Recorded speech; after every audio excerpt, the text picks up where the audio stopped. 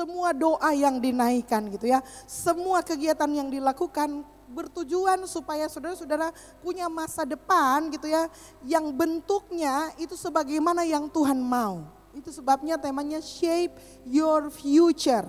Kita percaya bahwa kita semua punya masa depan. Yang kedua kita percaya bahwa kita bisa membentuk masa depan kita dengan cara menggenapi rencana Tuhan dalam hidup kita.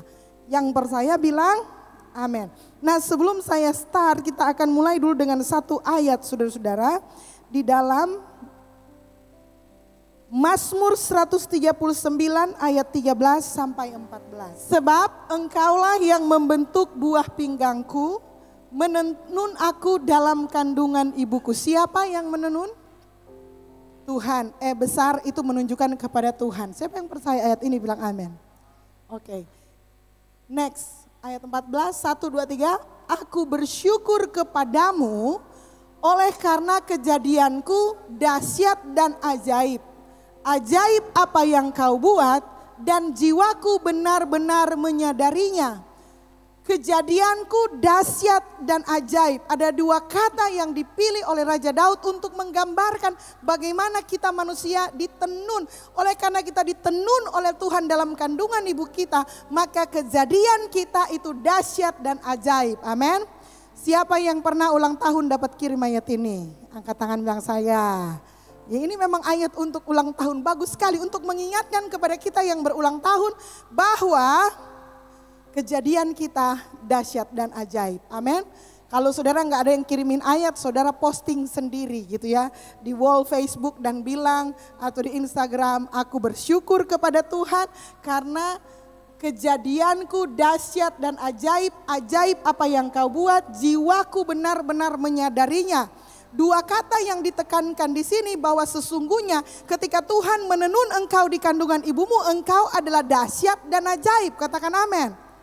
Jadi sempurna apa yang Tuhan kerjakan, tidak ada sebenarnya gitu ya kekurangan di dalamnya.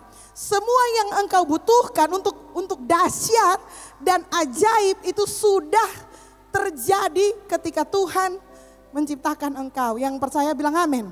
Menjadi masalah karena gitu ya tidak banyak yang menyadarinya. Itu sebabnya banyak orang yang kurang percaya diri. Itu sebabnya banyak orang yang hidupnya merasa kurang bisa berbuat apa-apa. Ada banyak orang bahkan yang merasa bahwa hidupnya kurang berarti gitu ya. Merasa kurang bermakna, kurang bisa berkontribusi maksimal. Bahkan kadang kita merasa iri dengan orang-orang yang kelihatannya lebih baik, kelihatannya lebih dahsyat dan lain sebagainya. Dan mulai membandingkan diri kita dan orang lain dan melihat bahwa oh mereka lebih dahsyat, mereka lebih ajaib. Padahal saudara-saudara berdasarkan ayat ini semua sama rata, semua dahsyat dan ajaib. Untuk itulah gitu ya, jadi kita belajar tentang spiritual gift. Jadi karunia-karunia rohani.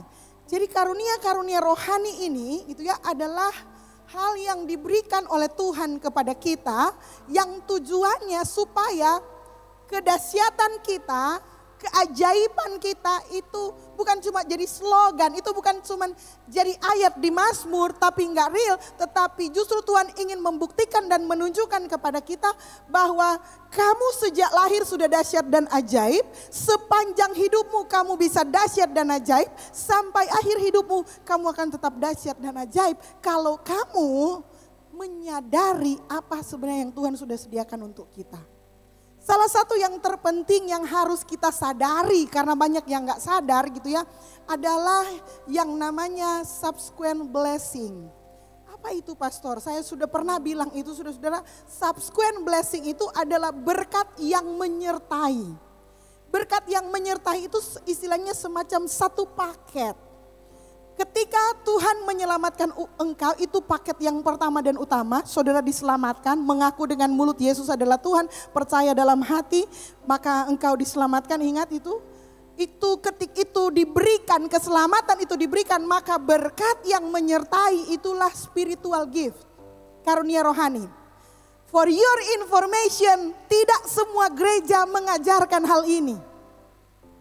Gereja kita, gereja sidang jemaat Allah, salah satu gitu ya, yang percaya mengenai subsequent blessing. Begini, ada supaya saudara sadar perbedaannya karena orang berasal dari sumber yang berbeda-beda gitu ya. Ada gereja yang percaya begini, yes orang diselamatkan, karunia rohani boleh ada, boleh tidak. Kira-kira begitu. Ya kalau mau ada, kepada yang suka bisa dapat, kepada yang tidak mau tidak dapat. Nah itu berarti mereka tidak percaya bahwa spiritual gift atau karunia rohani itu adalah subsequent blessing atau berkat yang menyertai. Itu seperti terpisah dari keselamatan gitu ya. Seperti ada di gudangnya Tuhan, kalau kamu mau pakai silakan, kalau kamu tidak mau pakai silakan. Seperti berada jauh dari kita dan kita harus tempuh perjalanan panjang untuk menggapainya. Tapi kalau kita, saudara-saudara, kita percaya itu sudah termasuk. Jadi ketika saudara berdoa, meminta Yesus masuk dalam hidupmu, mengaku bahwa dia adalah Tuhan dan Juru Selamat, saudara diselamatkan, dapat hidup yang kekal, pindah dari dalam maut kepada terang, dosa-dosamu diampuni, itu namanya keselamatan. Tapi bukan cuma itu. Ada paket lain yang menyertai keselamatan itu yang namanya karunia rohani. Spiritual gift. It's all include, itu termasuk di dalamnya. Itu sudah ter-attach, kalau kita kirim email kan kita ada namanya attachment. Itu ya sesuatu yang melekat di sana. Kalau kita bilang lekatan, gitu. Apa kita nggak tahu kalau dalam bahasa Indonesia. Tapi kalau dalam bahasa Inggris attachment. Jadi spiritual blessing itu attach, itu melekat dengan berkat keselamatan. Itu yang kita percayai. Amin, saudara. Saudara pahamnya posisinya kita ada di mana. Jadi kita benar-benar menyadari bahwa spiritual blessing itu bukan sebuah perjalanan yang jauh yang kalau kita lakukan sesuatu baru orang mau dapat. Enggak. Spiritual blessing itu adalah subsequent blessing. Nah, saya mau jelaskan dulu mengenai subsequent blessing ini. Tadi pagi kita sudah jelaskan dengan, sudah mengerti itu penjelasan tadi pagi kan? Ini mau jelaskan yang lagi sama. Tahun 2015 pertama kali saya ke Amerika Serikat. Pergi ke sana saudara-saudara, saya dapat tiket PP gitu ya. Indonesia, Amerika, Florida sampai Manado. Bukan sampai Jakarta lagi, sampai Manado. Dan itu memang buat kita itu berkat Tuhan gitu ya. Mungkin kalau Tuhan lihat saya juga rajin pelayanan, jadi Tuhan kasih promosi gitu ya untuk masuk di jaringan sport ministry internasional. Berangkat saudara-saudara dapat tiket PP, dapat uang jajan. Jadi berbeda dengan di Indonesia, di Amerika itu jarang ada konferensi yang DP makan atau di luar negeri DP makan panitia aja tanggung dan catering, itu cuma Indonesia. Di sana nggak ada orang yang mau urus itu, jadi semua peserta dapat kartu kredit gitu ya, Visa. Lalu kemudian kartu kredit itu akan dikembalikan saat pulang, tapi selama acara kita makan pakai kartu kredit itu. Kalau misalnya habis tinggal pipa panitia kamu bilang tambah akang, nanti dorang tambah akang. Nah waktu dengar mau ke Amerika tentunya saya senang sekali karena saya punya keluarga yang ada di Amerika itu sudah selama dia berangkat enggak pernah pulang gitu ya, enggak pernah ketemu. Dan itu salah satu keluarga yang kita berkomunikasi di FB dan seringkali konseling dan minta untuk didoakan, kira-kira begitu. Lalu saya juga pikiran begini, tempatnya saudara saya itu tidak jauh dari New York. New York tahu ya? Itu Lady Liberty gitu ya. Jadi kita bilang, Sopi Amerika kok nyerak lihat Lady Liberty, orang anggap kita nyerak pergi di Amerika. Jadi kita tanya ke panitia, boleh enggak tiket baliknya itu dari New York, jangan dari Florida ke Manado, tapi dari New York datang ke Manado. Dan panitia di sana baik-baik, dia enggak tanya-tanya, boleh dengan senang hati. Mungkin lebih murah atau bagaimana, tapi pokoknya orang beli akan tiket kita pulang dari New York sampai Manado. Tapi dari Florida sampai di New York, kita berarti mesti beli tiket sendiri. Sebenarnya kalau kita minta stowe boleh, menurut tamang-tamang kalau kita ada ajukan boleh, cuma kan kita tahu diri. So beli akang tiket PP lagi, ini kan urusan keluarga, ya baiklah kita beli sendiri, kira-kira begitu. Nah kalau dirupiahkan itu perjalanan, itu cuma 1 juta lebih. Jadi kita membayangkan bahwa itu adalah pesawat sama seperti Lion di Indonesia. DP nama American Airlines. Jadi naiklah kita saudara-saudara, selesai acara kita di drop di bandara, langsung cari penerbangan, terbanglah bersama dengan American Airlines. Nah, waktu sebentar dalam pesawat, ingat kita naik itu dan berpikir bahwa American Airlines itu seperti Lion Air. Yang mana dorang gak jasa dia makanan, dorang sadia snack tapi mesti bayar. Tahun itu saudara ingat Lion masih jual Aqua 10.000, lalu kemudian ada pop mie dan kopi semua ala 10.000 kira-kira tahun itu. Jadi kita berpikiran itu semua menu di sana pasti dijual. Giliran pramugari datang, saudara-saudara tawarkan snack. Kita coba bilang apa? No thanks. Karena kan kita pikir ini kayak Lion, aduh mau bayar berapa? Snack ini di pesawat mana $2 lagi nyanda banyak. Jadi kita nih mau ambil. Dan dulu tenang, tapi kita mulai terganggu dengan satu anak agak besar, remaja mungkin di situ. Sesedikit dia minta dang snack. Dia minta snack untuk bilang, masa kok mau bahas snack di airplane, kan itu mahal. Kira-kira begitu, sampai kemudian kita lihat di muka tanpa duduk gitu ya. So setengah perjalanan lebih, kong kita karena so boring, kong kita lihat ada semacam majalah di situ, kong kita lihat di situ. Enjoy American Airlines, fly with American Airlines, enjoy free snacks. Oh my God, so setengah perjalanan lebih kita baru tahu bahwa itu snacks itu gratis. So termasuk di tiket yang kita beli. Kok itu bukan cuma 1 snack, ada berapa snack? Bebas saudara-saudara, sama dengan tuh anak itu mau minta ini, cuma karena dia so tahu so DP merek-merek. Jadi sebanyak ini tuh snack saudara-saudara. Saudara tahu, saudara saya tahu itu free. Memang kurang begini, tambah. Kok kita nak makan, kita koleksi. Karena gratis, kok snack Amerika dan itu bukan ciki-ciki ini. Minimal kita pulang bawa oleh-oleh, mar ndak tembus, so makan di jalan. Salah satu yang anak itu dia minta itu love corn itu. Ya, dia minta ulang sampai kita bilang, minta terus dong. Nah, sudah include di dalam tiket. Subsequent blessing itu adalah berkat karunia spiritual, itu adalah berkat yang so termasuk ketika orang diselamatkan. Jadi itu ajaran gereja kita, jadi itu bukan sesuatu yang nanti mau ditambahkan, nanti mau dicari. Tapi itu sudah melekat kepada keselamatan yang kita terima. Yang percaya bilang amin. Nah kita mulai dulu dengan spiritual blessing.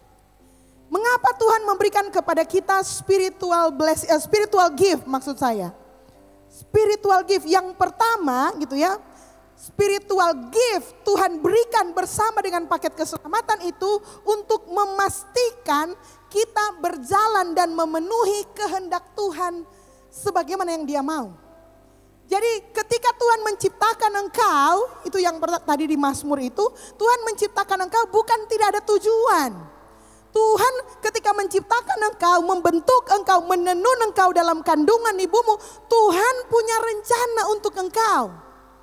Kamu gak akan hanya jadi pribadi yang lahir, makan, tidur, kerja, tua dan kemudian mati. Saudara tidak diciptakan hanya untuk seperti itu. Memang kalau saudara diciptakan hanya seperti itu, betapa Tuhan kurang kerjaan. Tapi kalau saudara diciptakan oleh Tuhan gitu ya, berdasarkan Mazmur itu, ketika Tuhan menciptakan engkau, Tuhan punya imajinasi, Tuhan punya gambaran, Tuhan punya impian, kamu tuh mau jadi seperti apa. Nah, dalam konteks itulah spiritual gift diberikan. Jadi ketika engkau berhasil menyadari bahwa kamu punya spiritual gift, maka kamu akan berjalan dalam rencana Allah sejak awal. Dan harus saya akui, ada banyak orang sampai dia mati, dia nggak berhasil menyadari bahwa di dalam dirinya ada karunia rohani, ada spiritual gift, atau ada hadiah yang sifatnya spiritual yang Tuhan berikan di dalam diri kita. Spiritual gift, ada banyak. Mungkin keluarga kita, mungkin saudara kita, mereka bahkan bergereja, mereka bahkan mungkin setia memberi.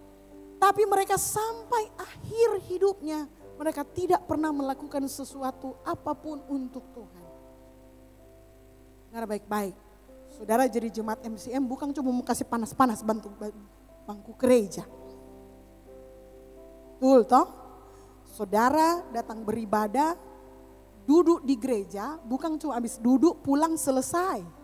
Tapi saudara datang di sini, saudara nungguin saya ngoceh, saudara nungguin saya sampaikan firman Tuhan, lalu saudara dapatkan sesuatu, terjadi transformasi, dan itu menjadi kekuatan untuk saudara melakukan sesuatu, memicu saudara untuk melakukan tindakan yang baru supaya hidup saudara berubah. Amin. Kalau enggak kan sia-sia semua. Yang kedua, tujuan dari diberikannya spiritual gift adalah supaya saudara mengenali kekuatan dari dirimu sendiri. Saudara harus tahu bahwa ketika Tuhan mendesain engkau dan bilang engkau dahsyat dan ajaib, Tuhan gak menciptakan engkau jadi manusia lemah. Tuhan menciptakan engkau dengan satu kekuatan gitu ya, ultra, yang orang lain gak punya. Spiritual gift. Gitu ya, itu selalu ada. Saudara pernah, siapa yang pernah nonton Avenger? Ya, pernah ya? Siapa anggota Avenger, Niko? Captain America, Iron Man, Spider-Man, dan mereka punya kekuatan yang berbeda. Mereka kelihatannya seperti manusia biasa kalau mereka tidak pakai kekuatannya. Tetapi di dalam diri mereka masing-masing punya kekuatannya sendiri, Spider-Man. Dan kekuatannya itu didapatnya dengan cara-cara yang aneh-aneh gitu ya. Si Iron Man celaka dulu, hancur dia punya jantung baru diganti nuklir. Lalu kemudian Spider-Man digigit spider, jadilah dia Spider-Man. Kalau dia digigit Mickey Mouse, gitu ya. Jadi masing-masing punya, dan kita di dalam Tuhan, kita adalah Avenger-nya Tuhan. Kita punya spiritual gift yang mana itu adalah kekuatan kita, sama-sama bilang kekuatan kita. Yang memang Tuhan berikan kepada kita dan itu harus ditemukan, itu harus disadari, sama-sama bilang disadari. Yang terakhir, spiritual gift itu akan menjadi kunci supaya hidupmu akan penuh dan berdampak bagi orang lain. Jadi spiritual gift yang Tuhan berikan kepadamu sesungguhnya bukan untuk kepentinganmu sendiri, bukan untuk dirimu sendiri, tetapi hasilnya adalah kebanyakan adalah manfaatnya untuk orang lain. Katakan amin.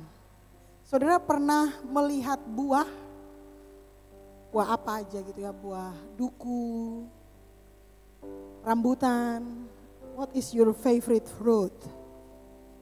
Durian, wow. Jadi buah, saudara pernah lihat pohon makan buahnya sendiri? Nggak pernah. Kita nggak pernah lihat itu, duduk kaget tuh pohon coba buka DP mulu sendiri, kong DP cabang masuk ke dalam, kong dia batelan DP biji sendiri, kan nggak pernah. Buah itu adalah untuk dinikmati orang lain. Durian itu diciptakan Tuhan supaya Egi bisa menikmatinya. Di dalam durian ada banyak sekali kalium yang bisa membuat kita jadi lebih kuat. Walaupun yang boleh tahu banyak kalau darah tinggi. Ngerti maksudnya? Tapi ada sesuatu yang bermanfaat yang dihasilkan buah itu, yang hanya bisa dihasilkan oleh buah itu yang kepentingannya adalah untuk kesehatan kita sih. Jadi semua spiritual gift ini diberikan kepada saudara bukan untuk semata-mata dinikmati sendiri, nggak akan, bahkan semua karunia ini gitu ya, ketika digunakan, ditemukan dan digunakan dan dikembangkan, maka itu akan membawa dampak yang paling besar itu adalah mulai dari diri saudara sendiri, keluarga, jemaat Tuhan, dan kemudian yang terbesar adalah kerajaan Allah. Katakan amin. So sebenarnya benefitnya is for the church. Tapi bukan sebagai organisasi, tetapi sebagai kumpulan orang. Katakan amin. Okay? Jadi itu tujuannya spiritual gift. Apa sekarang pastor? Pastor bilang ini spiritual gift. Apa itu yang dia bilang spiritual gift? Baru orang ketemu di ayat-ayat ini.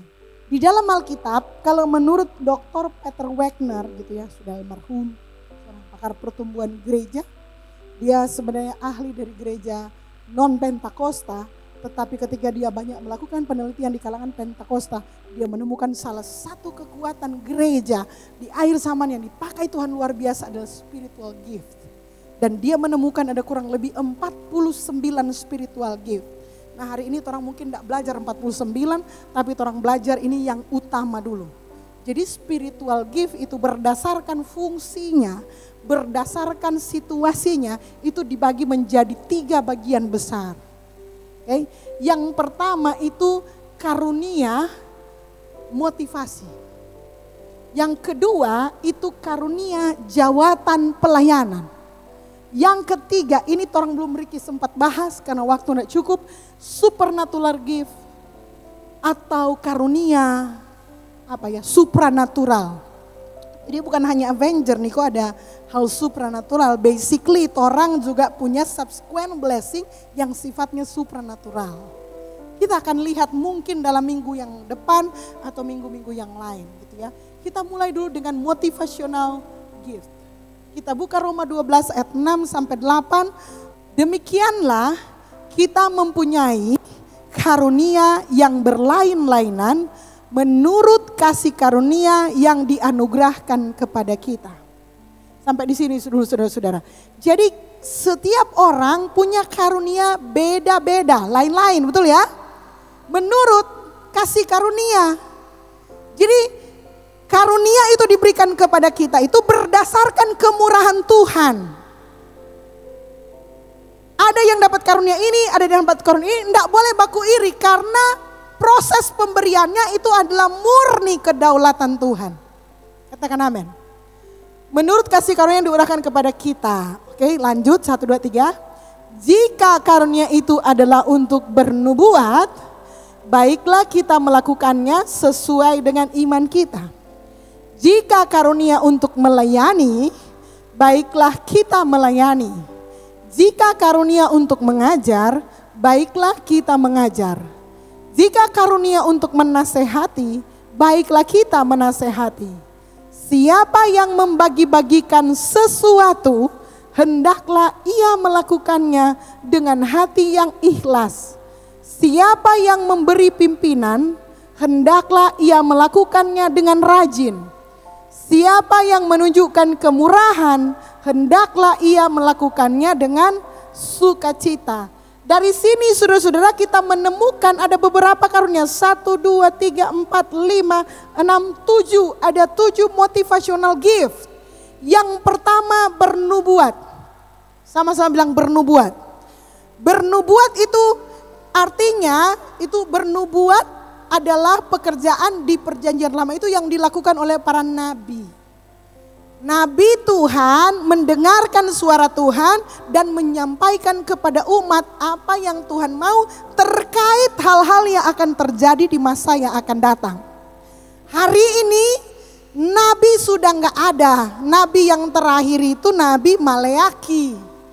Kita sudah nggak ada nabi-nabi yang lain lagi, sudah nggak ada. Tapi kita punya yang namanya karunia untuk bernubuat. Jadi fungsi kenabian masih hidup sampai saat ini di gereja walaupun profetnya sudah nggak ada. Kita yang bisa jadi nabi-nabi dengan cara bernubuat. Apa itu karunia bernubuat, pastor? Karunia bernubuat itu adalah karunia untuk memperkatakan sesuatu, biasanya relate dengan rencana Tuhan. Apa yang akan terjadi yang kita katakan sekarang ini gitu ya. Dan kalau kita katakan itu pasti akan terjadi, that is nubuat. Siapa yang bisa bernubuat? Sebenarnya siapa saja yang dikaruniai oleh Tuhan. Even mama-mama, saudara-saudara, itu ada karunia untuk bernubuat. Makanya kalau anak-anak dinasehati tentang masa depan gitu ya, jangan menganggap itu hanya ocehan mama-mama biasa. Karena sometimes itu keluar gitu ya dari sesuatu dalam tuntunan Tuhan untuk kebaikan kamu. Karena memang itulah yang mau disampaikan Tuhan untuk anak-anaknya. Katakan amin. Gitu ya. Jadi barang siapa bernubuat baiklah ia melakukannya sesuai dengan iman. Sama-sama dengan iman. Jadi boleh dibilang yang dinamakan karunia bernubuat adalah karunia berkata-kata, menyampaikan sesuatu berdasarkan iman. Kalau saya begini, tahun depan dengan pertolongan Tuhan kita akan buka cabang satu lagi, gereja, satelit satu lagi. Itu adalah perkataan nubuat. Kenapa nubuat? Karena dia cocok dengan rencana Tuhan. Dan yang kedua, itu mengandung unsur iman. Katakan amin. Mengerti maksudnya? Nah, dalam hidup kita seringkali kita ada orang yang sudah sering melakukan. Kalau anak-anak, kalau orang tua saja bilang begini, nanti liangan Tenang, itu bukan nubuat, itu dia lagi marah. Tapi hati-hati saudara, sometimes orang nggak tahu gitu ya. Kalau kita pengalaman sih, kalau sesuatu yang kita bilang secara khusus dan spesifik dan tulus dan murni, it must be from God. Satu kali dalam pertemuan kami dengan biasa tim pastoral duduk sama-sama, sharing-sharing. Lalu kemudian waktu sharing itu tiba-tiba saya merasa saya keceplosan. Ya Suta bilang. Gitu ya. Kalau lihat model saya wajar saya keceplosan ya. Keceplosan. Ya Suta bilang. Lalu kemudian jam buat bilang begini. Yang sound engineer bilang begini. Pastor, kalau pastor enggak rencanakan. Pastor so bilang.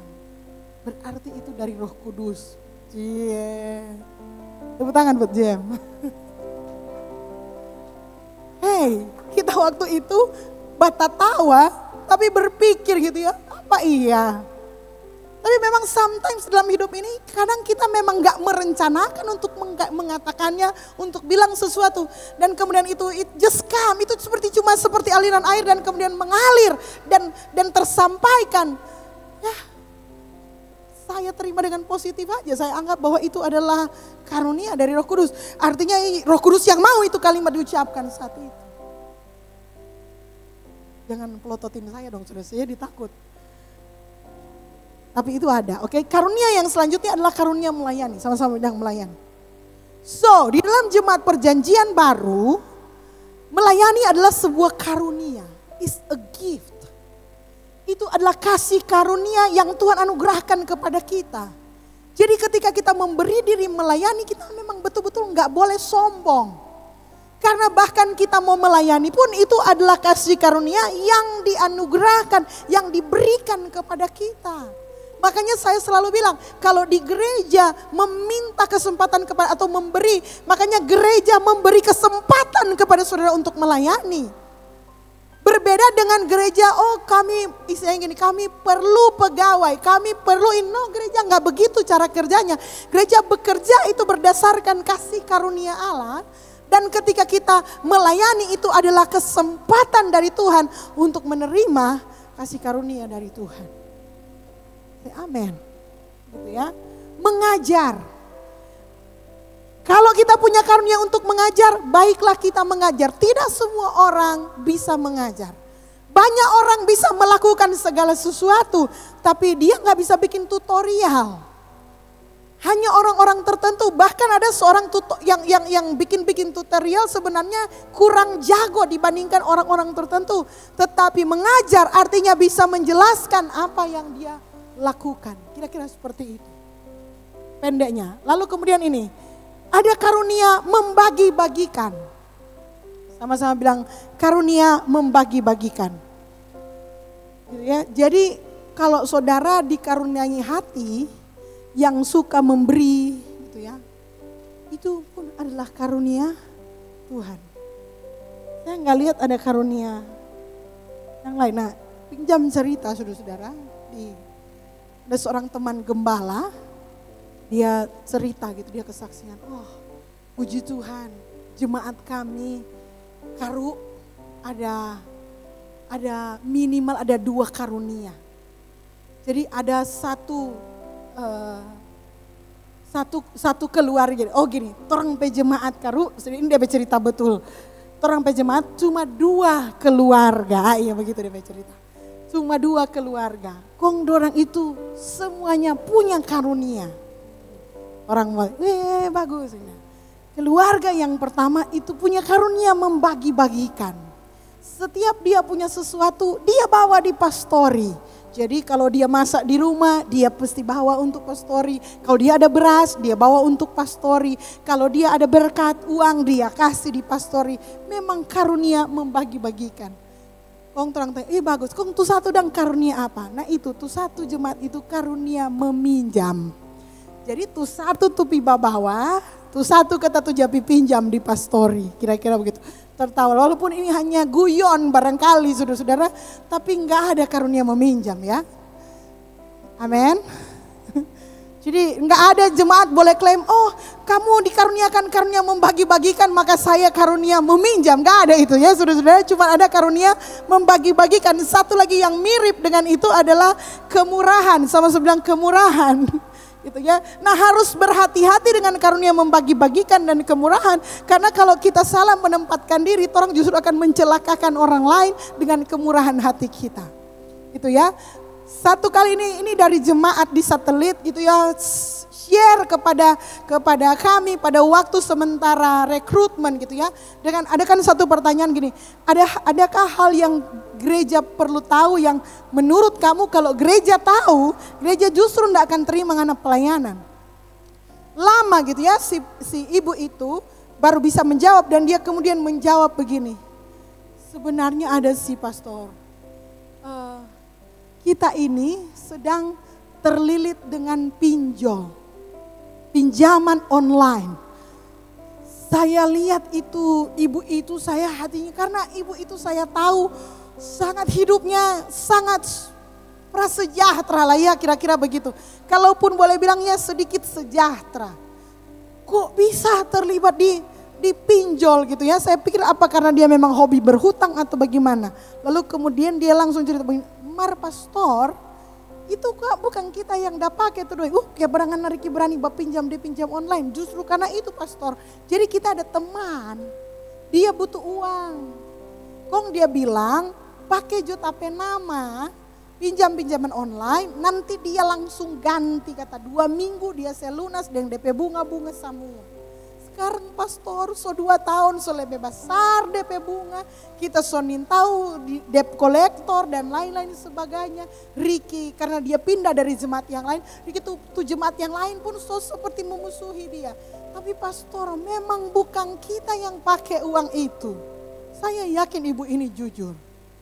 Dia kepolosannya dipakai oleh orang lain karena mungkin dia punya kemurahan.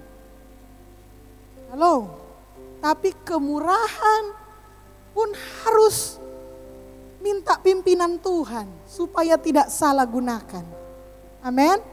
Saya meminta kepada jemaat untuk berhati-hati dalam membantu orang lain. Bukan tidak boleh membantu orang lain, tapi membantu orang lain pun saudara harus berhati-hati. Karena banyak orang cilaka justru karena bantu orang lain, betul ya? Jadi terang memang mesti minta hikmat Tuhan. Bahkan kita minta kalau saudara memang punya karunia gitu ya, maka saya yakin Roh Kudus akan menuntun saudara kepada kebenaran itu sendiri. Ingat bahwa Roh Kudus adalah roh yang menuntun kita kepada segala kebenaran. Jadi sebelum saudara mengambil keputusan, saudara membagi-bagikan, saudara menunjukkan kemurahan, baiknya saudara konfirmasi dengan baik dengan Tuhan supaya karunia saudara tidak mencelakakan saudara. Karunia bisa disalahgunakan, karunia bisa diselewengkan, dan itu tentunya pasti akan mendatangkan konsekuensi bagi saya dan saudara. Oke? Sampai di sini fix? Nah ini disebut sebagai karunia motivasi. Baru kita lanjut ke satu lagi. Nah, ini yang penting dan ini yang agak jarang diuraikan di ibadah. Biasanya nih ayat baca tapi jarang diuraikan. Sekarang kita mau uraikan. Ini adalah karunia jawatan pelayanan. Boleh dibilang ini 5 jawatan ini adalah pilar dari sebuah gereja. Artinya begini, tidak mungkin ada gereja yang berdiri jikalau di dalamnya tidak ada 5 karunia ini. 5 karunia ini diberikan oleh Tuhan ketika Tuhan mendirikan gerejanya. Gitu ya. Mari kita baca sama-sama Efesus 4 ayat 11. 1, 2, 3. Dan ialah, I besar ya Tuhan, dan ialah yang memberikan baik rasul-rasul maupun nabi-nabi, baik pemberita-pemberita Injil maupun gembala-gembala dan pengajar-pengajar untuk memperlengkapi orang-orang kudus bagi pekerjaan pelayanan. Itu ayat yang ke-11. Jadi dengan sengaja Tuhan memperlengkapi, sama-sama bilang memperlengkapi. Tuhan membekali kita dengan perlengkapan yang cukup untuk mendirikan sebuah gereja. Katakan amin. Karena memang sejak awal Tuhan itu punya hati adalah mendirikan gereja, mendirikan sidang jemaatnya. I will build my church.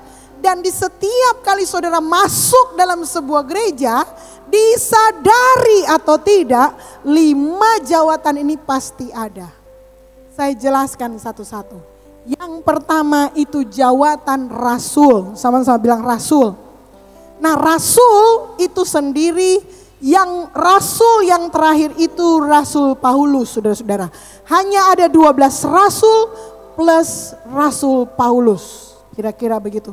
12 rasul itu 12 murid Tuhan Yesus plus Rasul Paulus. Siapa yang dimaksud dengan rasul? Yang dimaksud dengan rasul adalah orang yang diangkat oleh Yesus sendiri. Itu ya.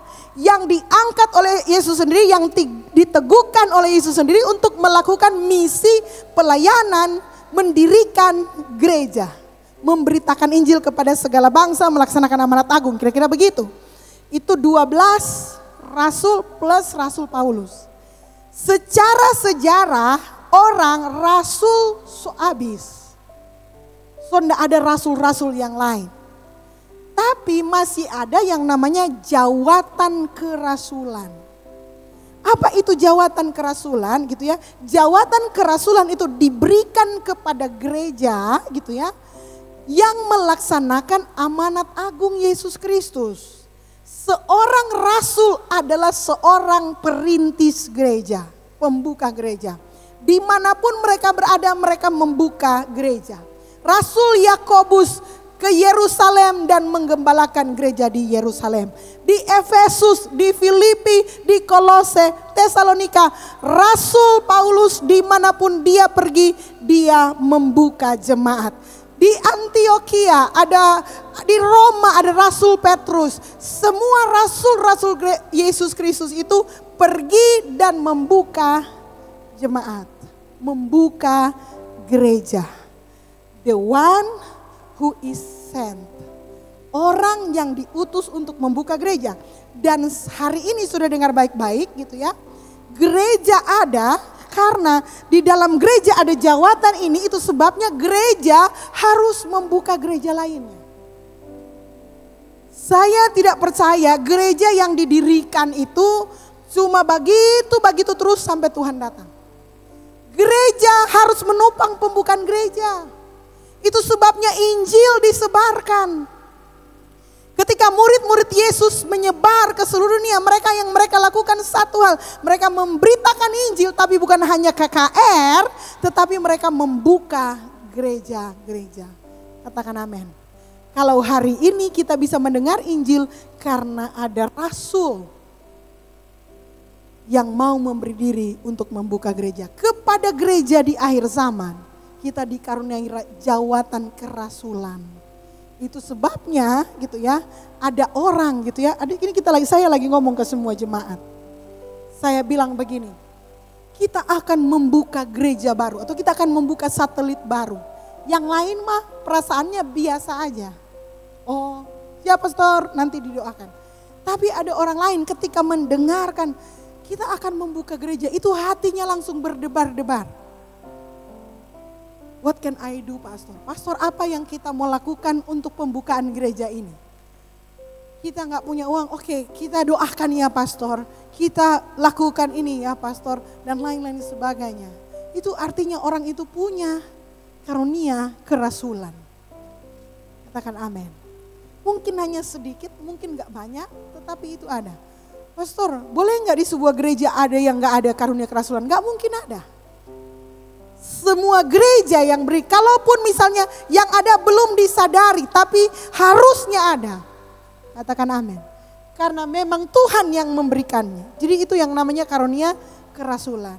Bahkan saudara-saudara, kalau saudara cek model gereja kita MCM ini, itu tipenya disebut sebagai kerasulan baru. Gereja dengan model apostolik baru, new apostolik. Kenapa? Karena kita gereja yang nyenak cuma di satu tempat terus. Tetapi terompe gereja ini gereja yang menyebar, yang membuka-buka jemaat. Membuka pos-pos pelayanan terus. Yang saya bilang CG itu saudara-saudara, itu adalah benih dari sebuah gereja besar. Halo? Amin. Itu yang saudara ketemu setiap minggu CG kan saudara, kita memenangkan jiwa, kan selalu kita berdoa, di situ kita sharing, kita saling menguatkan iman kita. Tujuannya ini adalah untuk melaksanakan fungsi gereja, fungsi kerasulan. Katakan amin. Sudah paham maksudnya? Karena memang model gereja kita adalah gereja apostolik baru atau kerasulan baru. Di mana gereja sangat aktif membuka gereja lainnya. Yang setuju dengan saya bilang amin. Tanpa saudara-saudara mungkin gak menyadarinya, tapi kita sudah melakukannya. Yang kedua, evangelis. Sama-sama bilang evangelis. Nah, evangelis ini adalah seorang yang punya karunia untuk mengabarkan Injil. Mengabarkan Injil Yesus Kristus kepada siapapun gitu ya. Di dunia ada terkenal namanya Billy Graham gitu ya. Di Indonesia dulu terkenal namanya KAM Yusuf Roni. Dia sekarang sudah mendirikan gereja, ada gerejanya di sini ya. Dia dulu tadinya orang Muslim dan penghujat Tuhan, kemudian bertemu dengan Tuhan dan kemudian dia menjadi seorang evangelis. Dia memberikan kesaksiannya dan memberitakan Yesus ke banyak orang gitu ya. Dia sempat dianiaya, dia sempat dibuang oleh keluarganya, tapi dia tetap memberitakan Injil, itu namanya evangelis. Di jemaat ada orang yang punya karunia evangelis. Orang itu selalu gitu ya, nggak tahan kalau nggak ajak orang lain. Dia selalu mau memenangkan orang lain. Mari Jo, tukang, kalau kita bilang tukang panggil orang. Dia nggak tahan kalau ada temannya yang belum dengar Injil. Dia gak suka kalau ada keluarganya yang belum dimenangkan bagi Kristus. Itu menjadi seperti pergumulan dirinya. Dan akibatnya dia mulai minimal dia ajak. Kalau ada orang di antara saudara-saudara yang di jemaat MCM yang suka panggil-panggil orang, which is dia adalah evangelis.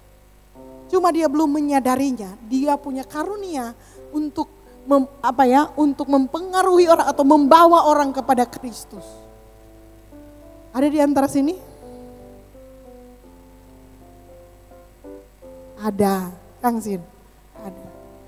Nah, yang ketiga teacher atau guru. Nah, karena tugas penginjilan adalah pemuridan, jadi pasti ada pengajar. Nah, pengajar itu nggak selalu pendeta. Nah, di dalam Alkitab perjanjian baru kita akan menemukan yang disebut sebagai elder atau tua-tua sidang. Mereka sebenarnya adalah pengajar atau kalau mungkin kita bahasa terjemahan lama, guru-guru agama. Mereka yang mengajar jemaat, pertumbuhan rohani dan lain-lain hal-hal terkait dengan iman Kristen. Itu para guru, instructor in God's word. Lalu kemudian ada yang namanya pastor, sama-sama bilang pastor. Itu seperti saya, saudara punya banyak pastor di sini. Salah satu pekerjaan utama pastor adalah menggembalakan jemaat, memelihara jemaat, memberi makanan rohani kepada jemaat, mendoakan jemaat, melindungi jemaat gitu ya. Alkitab memakai logika domba dan gembala. Dan domba ini hidupnya bergantung kepada gembala dan gembala bertanggung jawab sepenuhnya atas kehidupan domba-dombanya. That's why you call me pastor gitu ya. Tim Filipina baru pulang dan mereka sudah punya sebutan baru kepada saya. Mereka panggil saya Pastora Melan. Jadi mereka, Pastor Melan, oh kita kaget, oh kita itu DP maksud gitu ya. Oh rupanya kalau di Filipina, kalau pendeta pastor perempuan namanya pastora, kalau pendeta laki-laki pastor saja, bukan pastori. Oke, just kidding. Jadi saudara punya gembala-gembala, CG leader melakukan juga fungsi penggembalaan. Dan sebenarnya kepada semua jemaat Tuhan, Tuhan kasih hati gembala. Katakan amin. Supaya saudara nanti akan memimpin kawanan domba berikutnya. That's a leadership, nanti lagi. Nah terakhir prophet atau nabi, mouthpiece for God. Nah karunia nabi ini saudara-saudara, itu karunia, ini kalau karunia nabi dan karunia guru dapat saudara-saudara, maka saudara akan ketemu seorang yang agak galak. Waktu pertama kali saya tes karunia saudara-saudara, saya punya karunia penggembalaan urutan 4. 2 tertinggi saya adalah guru dan nabi. Saudara tahu karunia nabi itu, dia enggak peduli saudara pe perasaan. Dia enggak peduli saudara mau sakit hati, saudara mau bangka dada. Kalau dia tahu itu dari Tuhan dan itu memang benar firman Tuhan, kalau seorang nabi, biar tuh orang mau marah, dia mau bilang, itu nabi. Karunia kenabian itu masih ada. Di zaman perjanjian lama ada Nabi Samuel. Gitu ya. Ada banyak nabi, itu ada Nabi Yunus, Nabi Mika, Nabi Habakuk, itu semua nabi-nabi. Saudara lihat cara mereka berbicara, celakalah engkau Korazim. Oh saudara-saudara, itu nabi. Jadi dia nggak peduli orang, siapa kalian bilang cilaka. Bayangkan kalau kita berkhotbah, celakalah engkau Niko. Waduh, kan Niko aku darah Tuhan pindah gereja juga. Apa kita sudah apa kutuk di sini kira-kira begitu. Tapi seorang nabi memang artinya dia didesain oleh Tuhan untuk menyampaikan kata-kata dari Tuhan. Makanya dia bilang mouthpiece for God. Jadi penyambung lidah Allah.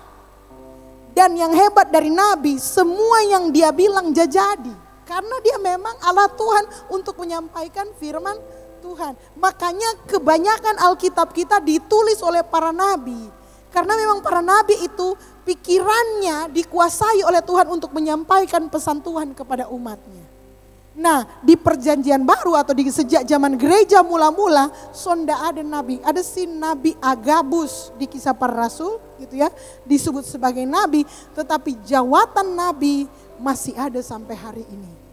Kalau saudara punya teman yang orang bilang sebelah, sebelah ya, seblak. Ceritanya tuh belak-belakan, itu dia kemungkinan besar karunia nabi. Jadi ya, karena dok berbicara enggak ada perasaan kepada, bukan enggak ada perasaan, memang dia begitu. Dan kadang kita perlu sebenarnya orang-orang seperti itu untuk menghindari orang yang terlalu banyak mulu manis, omon-omon doang.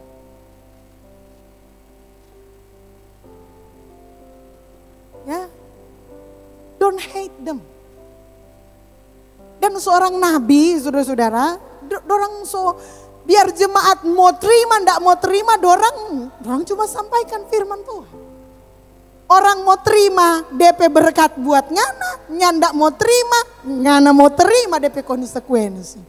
Gitu. Nah, waktu saya baru mulai MCM, pertama kali dites karunia, saya karunia nabi dan guru. Wajar di awal MCM banyak yang sakit hati. Cabut diri. Karena ada karunia nabi dan guru. Aduh, serem. Tapi hebatnya apa? Dengan berjalannya waktu saya tes berikut, karunia nabi so jadi paling bawah, tapi karunia gembala so naik paling atas. Kita tanya kepada orang yang tes karunia itu, boleh saja berubah? Tak kira enggak dia berubah. Oh boleh berubah. Tergantung apa yang paling sering kamu gunakan. Oh begitu ya. rupanya seperti itu. Jadi kalau kita ibaratnya kalau kita mengasah itu terus, kita melatih diri kita, ternyata kita bisa menjadi kuat di situ. Hebat ya. Saya sendiri nggak percaya kalau saya itu bisa mengalami transformasi dari nabi sekarang menjadi gembala. Tapi kalau itulah pekerjaan roh Allah, kita ditransformasi menjadi semakin lama semakin baik, amin. Semakin cocok untuk kebutuhan. The need is the calling.